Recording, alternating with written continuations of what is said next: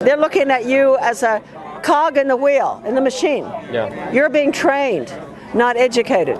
This is shocking, and I've not said this publicly until this minute.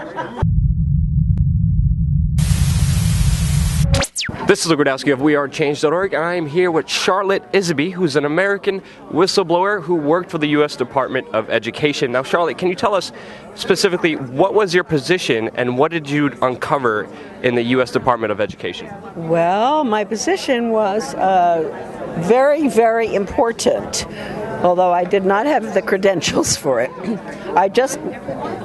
The hand of God put me into the Office of Educational Research and Improvement as Senior Policy Advisor. And what year was this?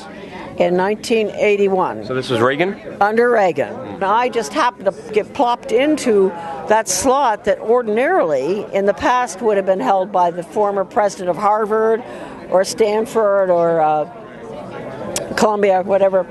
And so I had access to all the old plans and the new, all of which were geared towards limited learning for lifelong labor, basically, which is what we're looking at today through school choice, tax-funded school choice. That's putting it in a nutshell. It's been the plan ever since the late 1890s. So it's deliberately lowering the educational system so we would have a dumbed-down public. Why would they do this? Well, what's your rationale for this? Well, because they want workers. They want worker bees. They don't want intelligent people, who will, if you know what's going on, you might want to do something about it. Yeah. They don't want individualists. They want collectivists. They want people that can be dictated to, moved around on the slavery, basically. Yeah. It is definitely the plan, and it will put all of us worldwide under the umbrella of the, they'll call it school district, lifelong, with all the services, health services, transportation, take grandma to see the leaves in the autumn, workforce training, leisure, arts and all will be under the umbrella of the school district. The community school, they call it. This is not new. It's been planned ever since the beginning of the last century, funded by the Mott Foundation. Now all the other foundations are into it too. Now this is the long-term plan that very little people know about. You can see one block of it, parents know, with school-based clinics. That gives you a good idea. Now, if I could ask you, when you were in the Department of Education, what was the biggest piece of evidence you found proving everything that you're talking about now? Well, when Ronald Reagan, they had this, what was it called? Private Sector Initiative. The White House Private Sector Initiative. I went over there and I said, "What are you doing? It looks like you're merging the public and private sector." And I said, "Isn't that corporate fascism?" And they said, I don't think anybody looks at it that way. Well, that was it. Yeah. That was, under Reagan, the system broke. That was Cap Weinberger, Mad Meese. Together, they decided to change America. The same thing Carnegie Corporation called for in 1934. And we can trace it all the way through to right now. Mark Tucker, the school to work agenda, and the school choice agenda. Without it, they cannot put this in because they need every single heartbeat on this planet. So you're telling me the Carnegie Foundation and other elites are involved in influencing our U.S.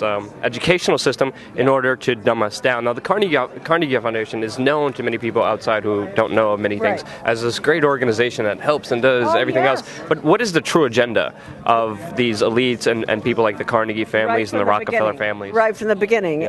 They have really...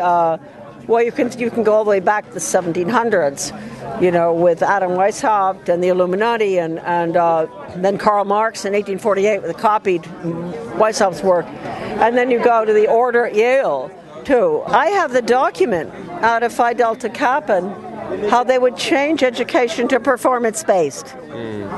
Now they couldn't get away with that with the white community. The good, our schools, the whites would have all said, "Go away."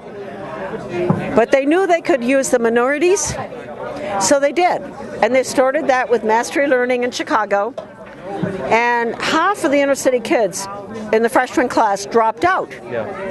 And even Education Week said, which is a professional journal, they called it a human tragedy of enormous proportions. But that didn't stop them from using this non-competitive individual education plan Skinnerian, dumbed-down curriculum because they had to perfect it over a period of 30 years with the minorities in order to move it to all of us, which is what they're putting in all the schools now. James Block, one of the leading honchos in the Mastery Learning Skinner direct instruction movement, he said, I quote, "I don't know of a single inner city school that has not experimented with mastery learning." That's the thing that took all the Chicago kids down. They had to have an excuse to break the system down and to change it. And they used, integration first, and then Bloom's Chicago Mastery Learning.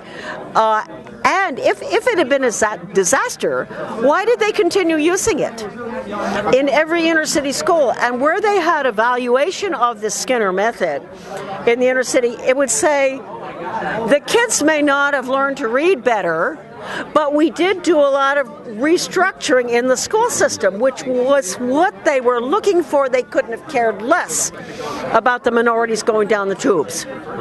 Zero. My last question is, going through the whole educational system, what's one important thing that was taken away and replaced with that you think is most detrimental to the learning of our youth? Individualism. The importance of the individual and thinking, and I think that basically was it. Everything, it was more cooperative learning. The whole plan was a collectivist education system. A friend of mine, brilliant Australian, she was at a conference of community educators in the 70s, and all these guys and gals, and it was on community education. We killed it in Maine in the 70s, which is this lifelong learning stuff under the umbrella of school district. Unbelievable. So one of the educators says to the guy, "What is this you're talking about, community ed?" And he said, "It's the Chinese communist system."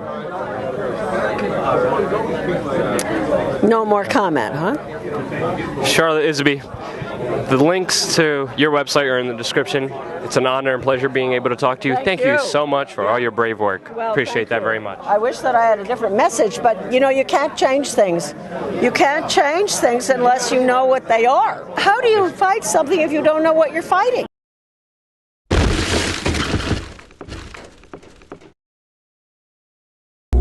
Everyone tells you what to do and what's good for you.